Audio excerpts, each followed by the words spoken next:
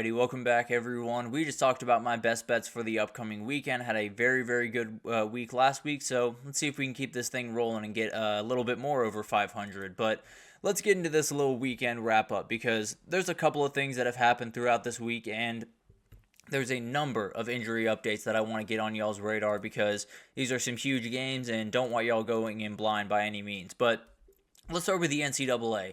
They jumped in the Oregon's Ohio State game. Obviously, everyone recalls the infamous 12 men on the field move by Dan Lanning in the end of that game. Got the 5-yard penalty. Didn't necessarily affect anything, but did take a time off the clock, and that was the big time conversation after that game is why does time not go back on the clock? I talked about it on Monday. I don't understand the rule at all. Well, it's no longer a rule. The NCAA has changed that. It is going to go back to the game clock that it was before the snap, and I'm in favor of this rule. I want to make that very clear from the jump. I think it's crazy that it doesn't reset, and I do think that's a good rule going forward. The precedent of being able to change rules in the middle of the season is a very interesting one. I will put it that way. I don't necessarily think it's going to be abused too aggressively, but there could be a moment here and there where we have a rule that probably shouldn't be changed, but it is because a coach just found a little bit of a loophole. I think this is one that probably should have been, but at the end of the day, huge props to Dan Lanning for getting it while he could. It's one of those moves that I have never seen. I think a lot of people have never seen. I think even Urban Meyer said he had never seen it in his career. So gives you an idea of just how galaxy brain that was from Dan Lanning. But at the end of the day, can no longer do it, won't have the same effect, but was a very cool moment, and the NCAA had to step in. Will be interesting to watch, if next year another little thing happens where a coach takes advantage of the playbook in a little bit of a way. Maybe they jump in again. Who knows? But at the end of the day, I'm fully in favor of this change. I think it makes total sense, and I was very confused, frankly, when they did not move the clock back on Saturday, honestly. But moving forward to this Georgia Tech-Georgia game, in 2025, it will be played in Mercedes-Benz Stadium, and this one makes me mad. I won't lie to you guys. This is the game that I grew up going to, grew up in Atlanta, went to this game with my grandfather, my father, my uncle. This was a huge game in my childhood. No two ways about that. And I hate that it's moving to a place that is anywhere but Grant Field and Sanford Stadium. No two ways about that. Very badly want that in Bobby Dodd. Very badly want that in Sanford. I also understand it from Georgia Tech's point of view. You're getting into a point in college football where there's going to be a lot of bills due very soon. And there's a lot of things where you're going to have to make sacrifices, putting the patches on the jersey, doing the things on the field, making decisions like this. It sounds like making this move is going to take this game from about a $2 million revenue maker to about a $10 million revenue maker. And when you have, $20 million, $22 million to hand out to the students in a couple of years,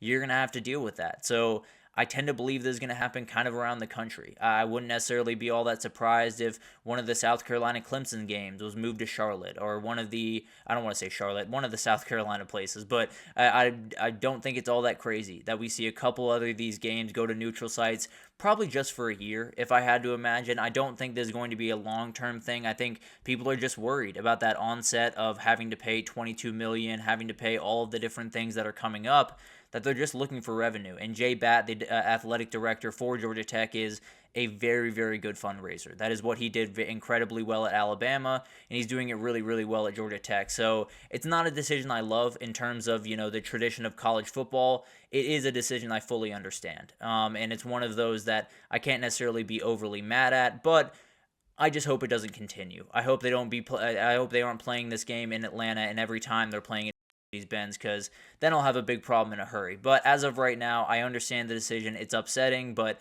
if it's only 1 year, that's okay at the end of the day. I also wanted to talk about Jared Curtis. He has decommitted from UGA, a incredibly talented quarterback, the number 4 recruit in the ESPN 300, the top quarterback in the 2026 class. This kid went for 2,500 yards, 25 touchdowns, 9 interceptions in his sophomore season. This kid's incredible. There's no two ways about that. He is one of those guys that you watch his tape and it's hard to believe that there are many quarterbacks on planet Earth that are better than this kid. He can do pretty much anything you want with the football, and he's got a couple of teams that he's looking at going forward. Alabama, Ohio State, Clemson, Oregon, USC, and South Carolina have become the teams that have kind of stood out over the last little bit, and definitely will be interesting to watch. The ones that I'm watching very closely are those two South Carolina schools. I think Clemson and South Carolina are going to have plenty to say in this recruitment, and frankly, if South Carolina can pull this off, then Shane Beamer might have something cooking up there. So definitely will be something to watch. It is Cocktober, so we might just have a big-time commitment on that front. But we'll see what happens with this one. Whoever gets him, congratulations. You have your quarterback for the next 3 years, and he's going to be an absolute monster. Really, really good player, and whenever you get to watch his tape, definitely take that opportunity because it is fun to watch. No two ways about that. But let's roll through some injury updates really quickly here because UGA Texas, let's start with this one. Smile Mondin will not go in this game. That is official,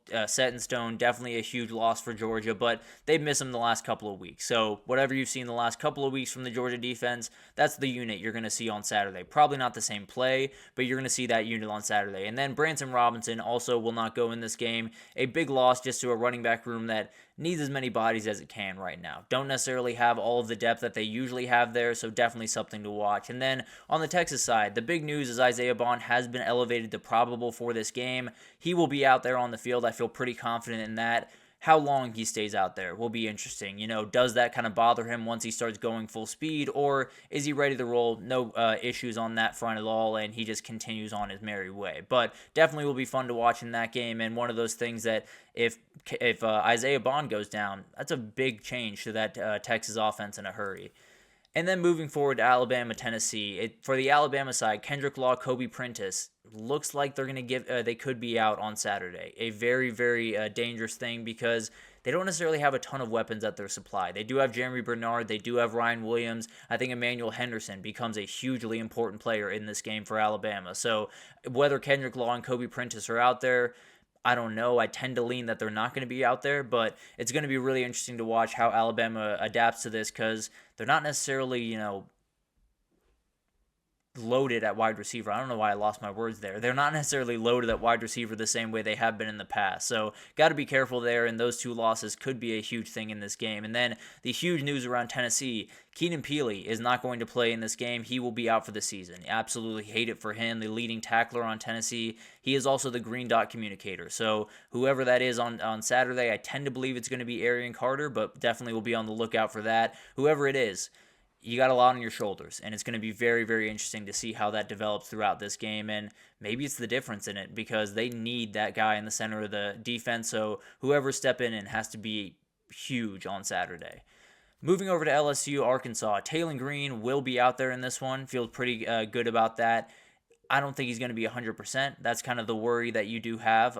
So it's going to be really interesting to watch that one unfold. I think he's going to need his legs in this one. I feel very confident in that. So as close as he can be to 100%, the better for Arkansas going into this one. And then huge news for LSU. It sounds like CJ Daniels is going to be in this game, making his way back from injury. And then Chris Hilton is on the table. It feels like that's been kind of the case throughout the entirety of the season, but it sounds like he could be good to go on Saturday, and I expect him to possibly give it a go, but I don't know how long he stays in this game. Definitely will be something to watch because LSU needs just about as many weapons as they possibly can get in this game. And then moving forward to that Miami-Louisville game, the super important news here is that Jalen Rivers, the offensive tackle for Miami that had a little bit of a beat-up offensive line, is going to be back in this game. That makes this offensive line just terrifying. They're so good all over the place, and they're going to be an absolute problem in this game. Nothing really new for Louisville in this front, which is absolutely huge heading into this game. So they feel very confident about where they are health-wise. Miami feels even more confident getting their guy back on that, I believe, right side of the offensive line, although he could play left tackle and Francis plays right. I'm not exactly sure. Moving on to Michigan, Illinois, a very interesting one. The big news here is Caden Fagan will be out for a little bit, the star running back for Illinois. Huge in this game. He hyperextended his knee, and you don't really know how long he's going to be out. That's one of those injuries that a lot of things could have happened there. But hopefully he gets back as quickly as possible. Incredibly talented player, but they're going to have to figure out how they're going to be able to replace him in this game because without a run game, they got nothing. I can promise you they're going to get absolutely stonewalled in this game if they can't get the run going at least a little bit in this one. And then Michigan has a ton of injuries around. Jaden McBurrows looks like he's going to be out for a while. It does sound like Derek Moore could be making his way back along with a couple of offensive linemen, Dominic Adese as well as Miles Hinton. But there's a number of guys that are going to be either dinged up or out of this game for Michigan, and it'll be interesting to see how that defense reacts, especially losing a guy on the back end that is not playing all that well right now. So definitely will be interesting to watch those unfold because all these games going to be really, really close. Maybe it's just a couple of injuries that make the difference in this. And then we'll talk about Deion Burks. He is trying to, quote-unquote, defy the odds and be on the field. So I don't think he's going to be on the field. I'll be totally honest with you. It's one of those that you'd love to see him. He's an incredibly talented player, and I hate that he has not been able to be the effect that I fully expected him to be for Oklahoma this year. But if he's out there on the field, it gives you another thing to worry about if you're South Carolina, and the dude can fly. So an end around could go for 70 yards and totally change this game. So they badly want him on the football field, but definitely still up in the air. I'd lean towards probably not playing in this game, but who knows? Definitely would be a huge addition if he was playing. Jordan Burch's status is still very much up in the air for tonight. I don't expect him to go just because it's Purdue, if I'm being totally honest with you. I don't think he needs to go in this game. They have Illinois next week. I fully expect him to probably sit out this one. Not necessarily because I think he's super injured. I think he's a little bit more precautionary than anything else. But we'll see. Maybe he wants to get back out there, play a game, and I don't think it necessarily would be a problem one way or the other. I just expect them to say, it is Purdue, it is a short week, let's give them a little bit more time, and then he'll be ready to go next week. That's just my gut feeling on that one, at least. Over in Colorado, as we have seen, those two guys, Travis Hunter and Jimmy Horn Jr., will be back for this game. Huge for this passing offense. The one thing I'm watching is how many snaps Travis Hunter plays on each side of the ball. I think they need him a little bit more on defense, so I would expect them, if they are going to dial back his snaps a little bit, although they probably have to fight him tooth and nail to do that. If they are going to do that, I think they would do it on the offensive side of the ball, so definitely something to watch there. And then Luther Burden, he got dinged up a little bit in that UMass game. He will be back for that Auburn game. Huge for them because if they didn't have him, that offense would be very weird going into that game. So definitely a thing that they very badly needed. And then finally, we'll finish it off with the best football players on the field at any given time, the kickers. Notre Dame is going to be without Mitch Jeter in their game against Georgia Tech, their starting kicker. One of those things that could be very, very huge down the stretch of that game. If Georgia Tech can keep this one close and you have Notre Dame coming down the field with about a minute left, they might have to get a little bit closer than they normally have to get that game winner. So definitely something to watch there. One of those things that maybe it doesn't jump off the page, but could be the difference between Notre Dame winning and losing that game at the end of the day. But an incredible weekend ahead. I cannot wait for this one. We have two matchups that are as good as you could possibly get in college football, and then you just have a smattering of incredible matchups all over the place. You have a ton of big-time ones that will really affect the CFP. I think we're going to get some answers this weekend, but frankly, if a couple of these go the opposite direction, we could have more questions. So we'll be back here to break it all down on Monday. No two ways about that. But that'll do it for this edition of the GSMC College Football Podcast, brought to you by the GSMC Sports Network. Your support means a lot to us, so please remember to subscribe to the show, leave a positive review. It does make a huge difference for us. Also, follow us on Facebook, Twitter, TikTok, Instagram, all the social pages for all the content and updates you could possibly need. We have really great people doing awesome work across every single sport you could want. We got MLB playoffs going on right now. We have you covered. NFL is getting really underway. We fully have you covered there as well. Don't worry about that any bit. So anything you need in the world of sports, come on over to GSMC and we have you totally covered. But thank you once again for listening, and I will see you guys on Monday.